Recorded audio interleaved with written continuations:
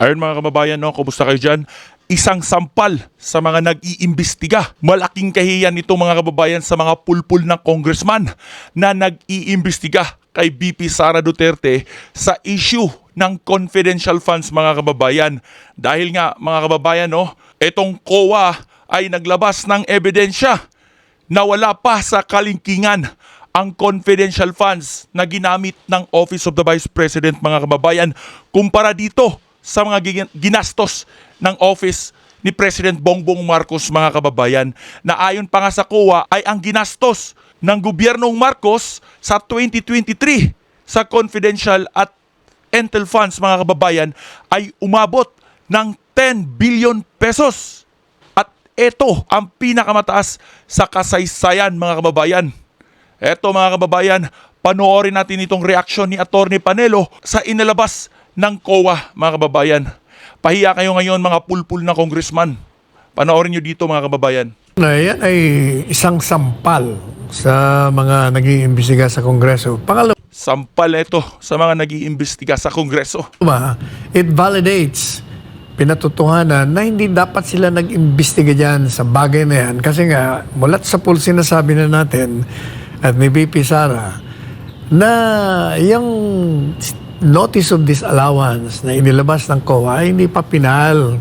Ay, ang problema nga, the political agenda is to remove her from office. And not only that, to Ayun. disqualify her. Naliwanag pa sa sikat ng araw mga kababayan, no? Ang totoong agenda kasi talaga nila mga kababayan ay yung pag-impeach at pag-disqualify at pagsira sa mga Duterte mga kababayan. Ginamit lang nila itong confidential funds para makahanap ng rason, no? Mga kababayan, makahanap ng matibay na ebidensya, pero nga mga kababayan, pahiya sila dito sa nilabas ng COA. So they have to either, yung mga kalaban niya sa politika will have to destroy her politically, Tama. remove her from contention in 2028, or physically eliminate. Grabe mga kababayan, no? Remove her at tanggalin sa presidential election sa 2028 mga kababayan, no? Grabe itong mga ginagawa nila, pero hindi nga sila nagtatagumpay mga kababayan, no? Dahil nga may ebidensyang nilabas ang COA at nagpapatunay dito na si President Bongbong Marcos ang kanyang opisina ang gumastos ng napakalaking halaga ng pondo ng bayan, mga kababayan. Nagpakita ng financial position. Kabilang na dyan ang financial performance ng OVP, statement of cash flows, statement of changes in net assets and equity, statement of comparison ng budget at aktual na mga halaga para sa taong nagtapos. At kabilang ang buod na mahalagang accounting policies alinsunod sa International Public Sector Accounting Standards. Ibinibigay ng COA ang unmodified opinion kapag ang financial statement ay inihanda ng maayos at naaayon sa mga pamantayan ng Financial Reporting Framework. Ngayon, ang tanong, ano kayang magiging epekto nito, Attorney Sal, sa mga pinipilit na issue ng umunoy irregularidad sa paggamit ng confidential funds ng Vice Presidente? Unang-una, yan ay isang sampal sa mga nag-iimbestiga sa Kongreso. Pangalawa, it validates, pinatutuhanan na hindi dapat sila nag-imbestiga dyan sa bagay na yan. Kasi nga, mulat sa pool sinasabi na natin at ni BP Sara na yung notice of disallowance na inilabas ng COA ay hindi pa pinal. Ay, ang problema nga, the political agenda is to remove her Tama. from office. And not only that, to disqualify her.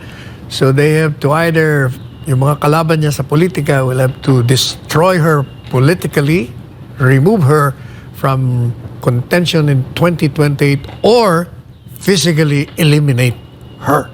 Yan. Tama, yan mga kababayan, no? Kahit siguro ordinaryong Pilipino, alam na itong ginagawa ngayon ay pamumulitika lang mga kababayan at paninira dito kay BP Sara Duterte. Dahil itong si BP Sara Duterte ay malaking banta sa sa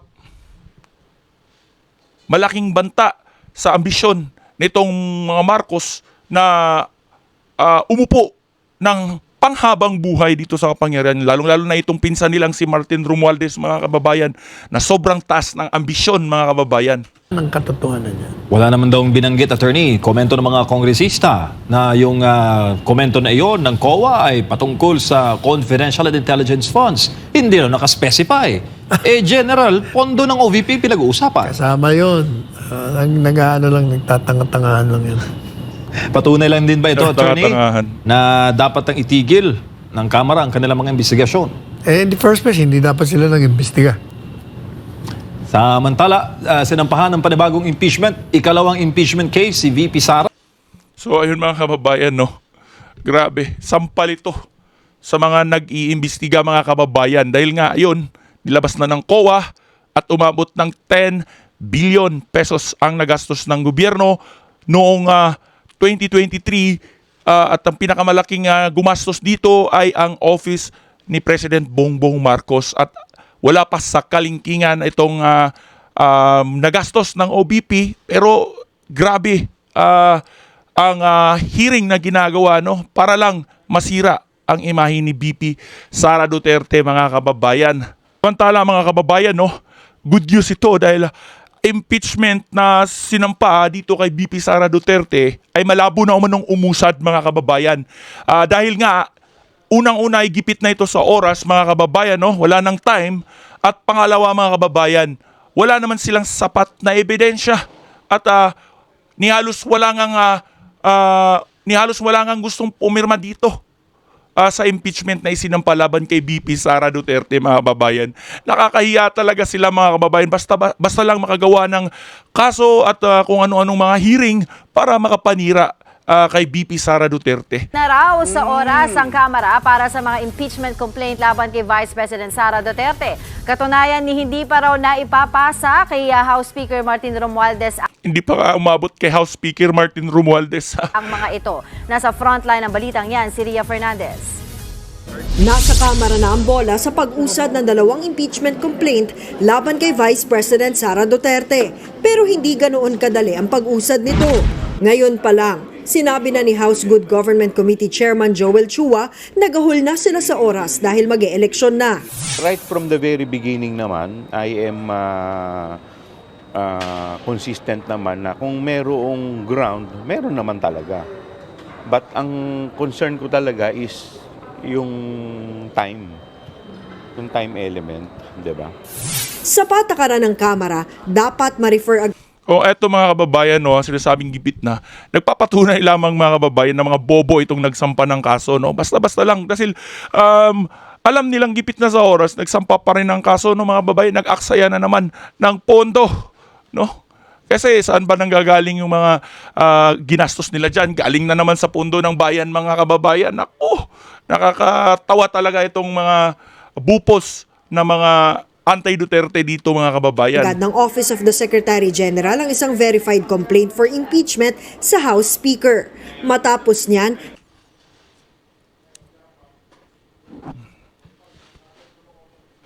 kailangang maisama sa order of business ang usapin sa loob ng 10 session day. May 3 session day naman para maibigay ang impeachment complaint sa Justice Committee. December 18 na ang huling araw ng sesyon ng Kamara para sa taong ito. Pero hanggang ngayon, hindi pa rin naitatransmit ni SecGen Reginald Velasco ang mga impeachment complaint kay Speaker Martin Romualdez. Hinihintay pa raw kasi nila ang mga komento at rekomendasyon ng Legal Department na inaasahang lalabas ngayong linggo. May gusto rin daw O naghihintay pa daw sila, mga kababayan, no? Kasi may tamang proseso yan. So alanganin na sila sa oras at sinisigurado naman yan, mga kababayan, no, na hindi din uusad yung kanilang impeachment dahil nga, mga kababayan, kahit pa uusad yan ay hindi papayag ang taong bayan. maghain ng dagdag na impeachment complaint na sinasabing posibleng manggaling sa isang religious group. Pero ang ilang mambabatas, walang ideya tungkol dito. ni hindi pa nga raw nila nakikita ang mga naunang reklamong impeachment. Sa kabila nito, nakikiusap ang Makabayan Bloc sa mga kasamahan nila sa Kongreso na suportahan ang impeachment. Lalo't malinaw raw ang pamimeke ng mga dokumento ng OVP base sa mga lumutang sa mga nagdaang pagdinig. Puro na lang sila bintang, mga babayan, at akusasyon, no? Peking nga dokumento, kung ano-ano pa pinagsasabi, pero wala naman silang napatunayan. Patuloy raw silang nangangalap ng pirma para maidiretso sa Senado ang impeachment complaint. Wala pang lumalabas na numero hinggil dito, pero 1/3 o 106 na miyembro ng Kamara ang dapat sumuporta rito. Nagbabalita mula No, ayun mga kababayan, nakakahiya, no? Pahiya na naman sila dito. Grabe mga kababayan, hindi talaga magtatagumpay etong kasamaan. At etong si VP Sara Duterte ay hindi naman inaatrasan ang impeachment na isinampa laban sa kanya, mga kababayan, no? At wini-welcome nga niya itong impeachment. Para kay Mga kababayan, no? Wini-welcome nga ni VP Sara Duterte itong impeachment at hindi siya natatakot na harapin ito. welcome para kay Vice President Sara Duterte ang mga impeachment complaint na Ayun. inihahain Welcome. sa Kamara laban sa kanya na anya ay napag-uusapan na mula pa noong nakaraang taon. Ilang mga grupo ang naghain ng reklamo sa House of Representatives para hilingin na maalis sa pwesto ang Vice Presidente. Ito ay kasunod ng mga aligasyon laban dito tungkol sa maling paggamit ng confidential funds at gayon din ang tungkol sa pagbabanta umano nito sa buhay ni Pangulong Ferdinand Marcos Jr., First Lady Liza Marcos at House Speaker Martin Romualdez. Pero mga kababayan, another sampal ito sa mukha ng mga pulpul na congressman na yan at kung sino man yung mga nagsampa ng impeachment complaint. Dahil nga malabo na itong umusad, mga kababayan, at pangalaway, hindi sila magwawagi. Dahil mga kababayan, ang kalaban ng mga kongresistang ito ay ang taong bayan na sumuporta sa mga Duterte. So yun, mga kababayan, hanggang doon lang ang reaction video natin at again, huwag niyong kalimutan na mag-comment at i-share ang video na ito para mapanood ng marami nating kababayan. Hanggang sa susunod natin na video, mag-iingat kayo lagi, mga kababayan.